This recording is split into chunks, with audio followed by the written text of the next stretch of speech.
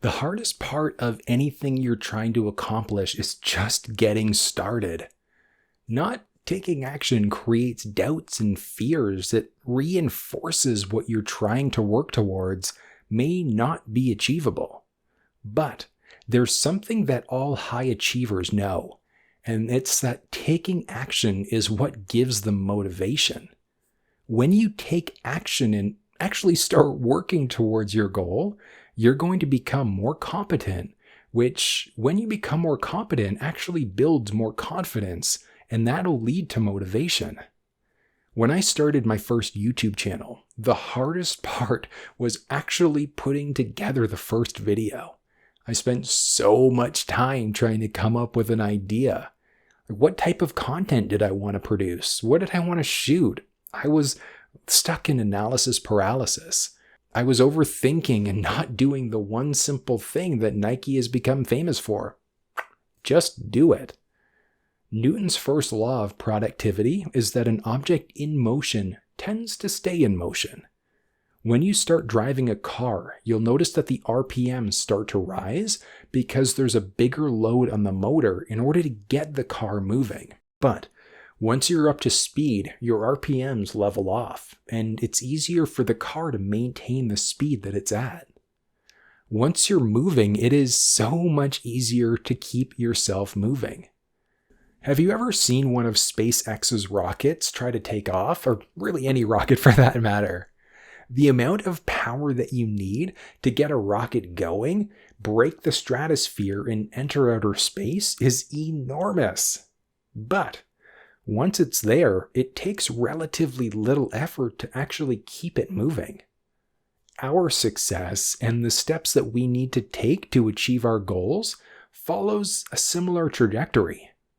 When you need to get started creating your YouTube channel, social media accounts, or if you want to launch a new business or start writing a book, the hardest part you're going to face is getting started. How often do we tell ourselves that, you know what, we're going to start tomorrow? It's already way too late tonight, but first thing in the morning, I'll get after it. I'm going to get it done. How many times have you told yourself that? People who succeed have momentum. The more they succeed, the more they want to succeed, and the more they find a way to succeed. Tony Robbins. In order to find motivation to get going, you need to get going. It sounds kind of counterintuitive, but the reason why I wasn't finding the motivation that I wanted is because I wasn't taking action.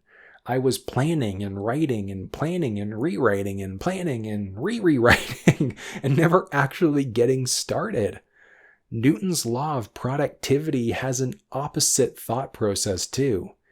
While an object in motion tends to stay in motion, the longer we sit and think about taking action, the harder it's going to be to actually get started on what we want to do. Dale Carnegie once said that inaction breeds doubt and fear. Action breeds confidence and courage. If you want to conquer fear, don't sit at home and think about it. Go out and get busy. You need to get started in order to build momentum. The smallest action will always overshadow the greatest of intentions. You need to learn how to get out of your own head.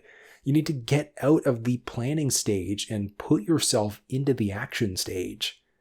What you're launching doesn't need to be perfect, and you shouldn't try to launch something with perceived perfection anyways, because chances are you're going to end up improving it as you go. Customers, readers, and YouTube viewers will give you feedback on what they did and didn't like, which you can then use in order to get better and perfect your product as you go. Here are a few habits that I started using in order to stop procrastinating and get things done. Get her done. The action habit. Larry the Cable Guy is known for his signature catchphrase, get her done. It's kind of brilliant, really. And when it's broken down to its simplest meaning, it's about getting things done. Get started. Take action. It's as simple as that. In the book Getting Things Done by David Allen, he talks about the power of dumbing down your brain. And we do that by figuring out what action we need to take next for anything that we're working on getting done. One action is all that you need to focus on, not the bigger picture. What's a goal that you're working towards? And what's one simple thing that you can do right now that's going to bring you closer to your goal? One thing. That's all you need to worry about. When I launched my first YouTube channel, the first step was figuring out the content I was going to shoot. Once I knew that, step 2 was writing out a script. Step 3 was filming. Step 4 was editing. Step 5 was uploading and then posting. That's simple. One step at a time. Figuring out the next action you need to take is one of the most powerful lessons from the book, and it is life-changing. What's something in life that you've been procrastinating on? Think about it. Is it a project at school or work? A new business that you want to start, or your first YouTube video or script? Take a minute and think about how it makes you feel not getting it done.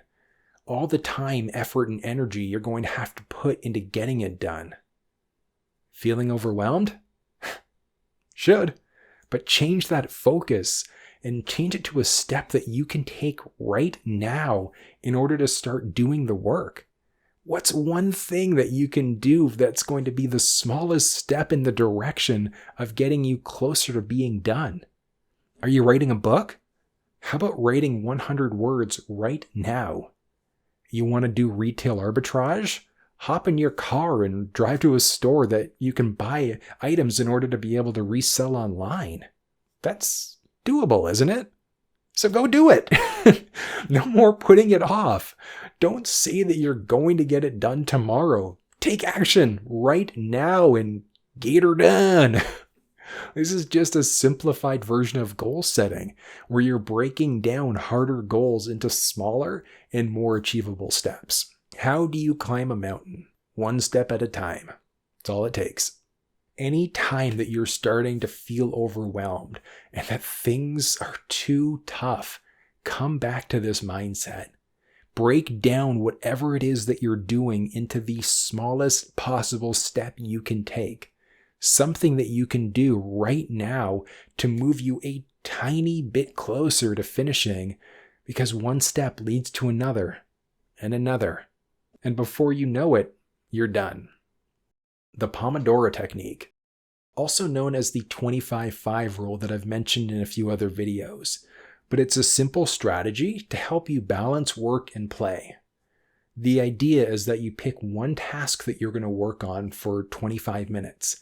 You set your timer and you focus on that and nothing else for 25 minutes. The timer goes off, you take 5 minutes in order to read, write, relax, hang out, chill, listen to music, whatever the case may be. And then you repeat that. It's recommended that you do 4 cycles and then do a 15 to 20 minute break. But the idea there, and the reason why this is so successful and why it works so well is, well, for me anyways, it lets me know that I can work hard and then reward myself immediately with a break. Instead of looking at all the hours and all the time it's going to take in order to shoot and edit and upload, all I need to do is sit and work for 25 minutes at a time. That's totally doable. We tend to put things off because we think that it might be too overwhelming, and it is so true. When you're looking at a big task, or if you want to accomplish something, you might not know where to start or where to go next. So you might feel a little uncertain, like not knowing if it's something that you can even finish. So instead, we pick up our phones and we start scrolling, or we binge watch Netflix or play video games. You might not be procrastinating because of laziness or lack of self-control, but because you're feeling overwhelmed. It happens. But you're probably feeling overwhelmed at the work that goes into accomplishing the task in front of you, and that's okay. That's why taking action and following something like the 25-5 is so effective. It's about breaking down what you need to do into smaller steps. that are so much easier to manage in comparison. And if you're finding it too hard to focus for 25 minutes at a time, that's okay. Start smaller. Go for 10 or 20 minutes at a time. If you're writing a book, start out with a single paragraph, but stick to the 25-minute time frame. And don't worry about the outcome. Like if you stare at the screen for 15 minutes and you write for 10 minutes, at least you've put in 10 minutes of work.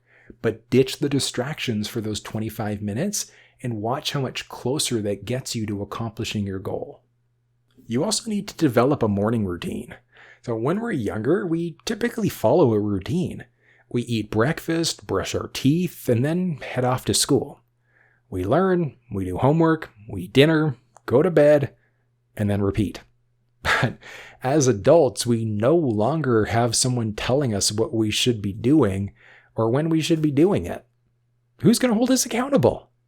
As adults, we tend to lose our routines. So if you want to change your life, you need to give yourself some kind of routine to follow. In his book, Make Your Bed, Admiral William H. McRaven talks about the importance of starting your day off by making your bed. It's a simple concept, really. When you make your bed, you start your day by accomplishing something simple, something small.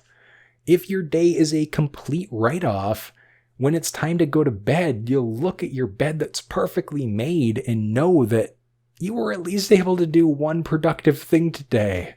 And sometimes that's all it takes. John C. Maxwell once said, "You'll never change your life until you change something you do daily. The secret of your success is found in your daily routine." Love that. The way that you start the day is an outline for how the rest of your day is going to be. When you start by being productive, it's going to be easier to stay productive throughout the day. Most people start their day in the worst possible ways. Think about it. They start it by procrastinating. They hit the snooze button 3, 4, or 5 times before they have to race to get ready for work. They'll start scrolling through social media and they'll look at emails and messages and things like that they've missed overnight, which it's an immediate dopamine hit and a distraction first thing in the morning. Terrible idea. If you find yourself not being productive, you need to start making changes. My morning starts by waking up at 6:30 and spending 10 to 15 minutes meditating and being mindful. I get up, make the bed, head to the gym for usually an hour, hour 15, come back home, I eat, start the day. And I've done this pretty much every day for the past 3 years. It's about building the routine. What you do with your morning routine isn't necessarily about what you do, but what you actively choose not to do. It's what you choose to avoid. Because you need to learn how to avoid things that are going to distract you and postpone starting your day off right. Don't start your day by scrolling through social media or hitting the snooze button. Take a few minutes to breathe. Be thankful that you woke up today and that you get yourself moving. These 3 habits have absolutely transformed my life. Following a routine in work and life in general has helped me become a full-time creator in 8 months. It's helped me stay in shape, beating off a thyroid condition that would have killed me known as Graves' disease. Taking action has changed my life, and setting yourself up with the right daily habits and actions will help you change your life too. I guarantee it will. You just have to do it. Share this video with a friend who needs help changing their lives. And if you want to know 3 brutal truths about life that are going to really open your eyes, you should also check this video out.